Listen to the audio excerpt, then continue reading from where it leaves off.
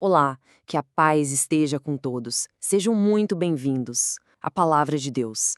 A ideia aqui é a gente explorar juntos qual é o propósito, aquele propósito profundo e transformador que as Escrituras têm na nossa vida. E para isso, nosso único guia vai ser a própria Bíblia. Então, para a gente começar essa jornada, vamos direto ao ponto, com uma pergunta que talvez muitos já se fizeram. Afinal de contas, para que serve a Bíblia? Será que é só um livro de regras, ou um registro histórico, uma fonte de consolo? Bom, vamos descobrir isso juntos, olhando para o que ela mesma tem a dizer sobre si. E o mais interessante é que a própria Bíblia já se posiciona, sabe? Ela afirma com clareza a sua autoridade, a sua função. Ou seja, para a gente entender o propósito dela, não precisa procurar em nenhum outro lugar. A resposta já está ali, nas suas próprias páginas. Olha só, esse trecho de 2 Timóteo é o nosso ponto de partida. É como um mapa, sabe? Um mapa bem claro. A passagem diz que a Escritura não é apenas inspirada por Deus, não. Ela é ativamente útil. Foi projetada para nos moldar, para nos equipar de verdade. Então, o ponto aqui é que esses 4 pilares, eles trabalham juntos. Pensa comigo, a Escritura nos ensina a verdade, aí ela nos repreende quando a gente se desvia, nos corrige, nos traz de volta para o caminho e, por fim, nos instrui sobre como viver de um jeito justo. É um ciclo completo. E o objetivo final de tudo isso é tornar cada um de nós sábio para a salvação e plenamente preparado para servir a Deus em tudo. Mas acontece que, na hora de se aproximar da Bíblia, mesmo com a melhor das intenções, a gente pode acabar caindo em umas armadilhas. Então, vamos dar uma olhada agora em alguns erros bem comuns que podem, sabe, atrapalhar a gente de ouvir a voz de Deus com clareza. Pois é muito tentador querer que a Bíblia diga exatamente aquilo que a gente quer ouvir, não é? Ou então, sei lá, buscar uma resposta mágica, instantânea. Mas o convite de Deus é para um relacionamento. Não para a gente usar a palavra dele como se fosse um oráculo. E ler só os pedacinhos que a gente gosta. Bom, isso também impede que a gente receba a mensagem completa, a mensagem que nos desafia e nos faz crescer. E esse versículo de Isaías, nossa, ele ilustra isso perfeitamente. O ponto central aqui é a humildade. Tentar controlar o que Deus fala com a gente é esquecer que os caminhos e os pensamentos dele são infinitamente mais altos que os nossos. A palavra que tem que nos moldar e não o contrário.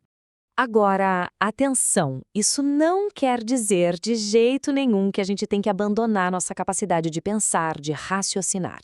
Muito pelo contrário. Vamos ver agora como Deus, na verdade, nos convida a usar a nossa mente, a engajar o nosso entendimento no estudo da palavra dele. E olha que interessante, o próprio Jesus coloca o entendimento no maior de todos os mandamentos. Ou seja, Deus não quer que a gente desligue o cérebro, sabe? Ele quer iluminar o nosso raciocínio com a sabedoria divina que flui da palavra dele. A gente vê isso em toda a Bíblia, né?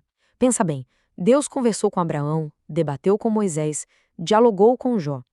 Ele nos deu uma mente para a gente usar, mas o convite é sempre o mesmo: submeter essa mente com humildade à verdade das Escrituras, deixar que ele guie o nosso pensamento. E isso nos leva direto ao maior perigo de todos, que é a raiz de tantos erros de interpretação: o orgulho. O orgulho humano. Quando a nossa razão se acha autossuficiente, ela acaba se afastando da sua verdadeira fonte. A diferença aqui é como água e óleo, é bem clara. De um lado você tem a mente humilde, que se submete à palavra, e o resultado? Sabedoria, comunhão com Deus. Do outro lado tem a mente orgulhosa, que se coloca como a autoridade final, e o que acontece? Ela se perde no seu próprio entendimento, que é limitado e falho. Então, esses aqui são alguns sinais de alerta, sabe? Se ao ler as Escrituras a gente percebe uma atitude crítica, arrogante, ou aquele sentimento de eu já sei tudo, não tem nada novo para aprender aqui, isso é um sinal vermelho. É justamente quando a gente se sente autossuficiente que o risco de depender só de nós mesmos aumenta. E a gente se afasta da verdadeira sabedoria, que só vem de Deus. Bom, e agora, chegando ao final da nossa reflexão de hoje, a mensagem toda se transforma. Vira menos uma instrução e mais um convite.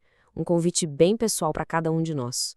Se tiver uma coisa para a gente guardar no coração de tudo isso que conversamos, que seja isto: Ler a Bíblia é um relacionamento.